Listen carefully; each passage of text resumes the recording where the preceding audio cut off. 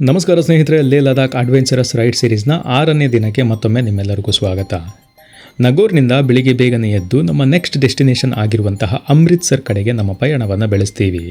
ರಾಜಸ್ಥಾನದ ರಸ್ತೆಗಳು ಮುಂದುವರಿಯುತ್ತವೆ. ಬಿಸಿಲು ತೀವ್ರವಾಗುತ್ತೆ, ಅಲ್ಲಲ್ಲಿ ಧೂಳು ಬೇರೆ ಏಳ್ತಾ ಇರುತ್ತೆ. ಸುಮಾರು 150ರಿಂದ 200 ಕಿಲೋಮೀಟರ್ ರೈಡ್ ಮಾಡಿದ ನಂತರ ಏನೋ ತಪ್ಪಾಗಿದೆ ಅಂತ ಅನ್ಸಕ್ಕೆ ಶುರುವಾಯಿತು. ಬೈಕ್ನಿಂದ ವಿಚಿತ್ರವಾದ ವಾಸನೆ ಬೇರೆ ಬರ್ತಾಯಿತ್ತು. ನಿಲ್ಲಿಸಿ ನೋಡಿದಾಗ ರೇಡಿಯೇಟರ್ ಕೇಬಲ್ ಸಂಪೂರ್ಣವಾಗಿ ಸುಟ್ಟು ಹೋಗಿತ್ತು. ಮಠ ಮಧ್ಯಾಹ್ನದ ಬಿಸಿಯಾದ ಬಿಸಿಲಲ್ಲಿ ಗೊತ್ತಿಲ್ಲದ ಆ ಊರಿನ ಮಧ್ಯ ರಸ್ತೆಯಲ್ಲಿ ಯಾವುದೇ ಶಾಪ್ ಇಲ್ಲದ ಆ ಜಾಗದಲ್ಲಿ ಇದು ಆಗಿದ್ದರಿಂದ ತುಂಬ ಟೆನ್ಷನ್ ಆಗುತ್ತೆ.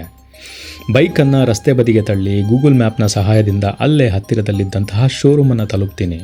ಮೆಕ್ಯಾನಿಕ್ ಕೇಬಲ್ ಸಂಪೂರ್ಣವಾಗಿ ಸುಟ್ಟು ಹೋಗಿದೆ ಅಂತ ಬೇರೆ ಅಂತಾನೆ. ಆ ಸಮಯದಲ್ಲಿ ಟೆನ್ಷನ್ ಇನ್ನೂ ಡಬಲ್ ಆಗುತ್ತೆ. ರಿಪೇರ್ ಮುಗಿದ ನಂತರ ಬೈಕನ್ನು ನಿಧಾನವಾಗಿ ಓಡಿಸ್ತಾ ಮುಂದುವರಿತೀನಿ. ರಾಜಸ್ಥಾನದಿಂದ ಪಂಜಾಬ್ ಕಡೆಗೆ ಹೋಗ್ತಾ ಇದ್ದಂತೆ ದೃಶ್ಯಗಳು ಸಂಪೂರ್ಣವಾಗಿ ಬದಲಾಗ್ತಾ ಇದ್ವು.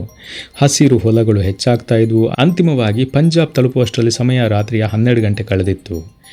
ಮಿತ್ರರೇ, ಈ ದಿನ ನನಗೆ ಅರ್ಥವಾಗಿದೆಯೇನಪ್ಪ ಅಂತಂದರೆ, ಬೈಕ್ ಟ್ರಿಪ್ ಅಂತ ಅಂದರೆ ಕೇವಲ ಸುಂದರ ದೃಶ್ಯ ಮಾತ್ರ ಅಲ್ಲ, ಅದು ಬ್ರೇಕ್ ಡೌನ್ಗಳು, ಟೆನ್ಷನ್ಗಳು, ರಿಪೇರ್ಗಳು ಮತ್ತು ಅವುಗಳನ್ನೆಲ್ಲ ಎದುರಿಸಿ ಮುಂದುವರಿಯುವಂತಹ ಧೈರ್ಯ. ಇನ್ನು ಇದು ಇವತ್ತಿನ ಈ ಸ್ಟೋರಿ ಸ್ನೇಹಿತರೆ. ಮತ್ತೆ ಮುಂದಿನ ಮಿನಿ ಬ್ಲಾಗಲ್ಲಿ ಸಿಗ್ತೀನಿ. ನಮಸ್ತೆ.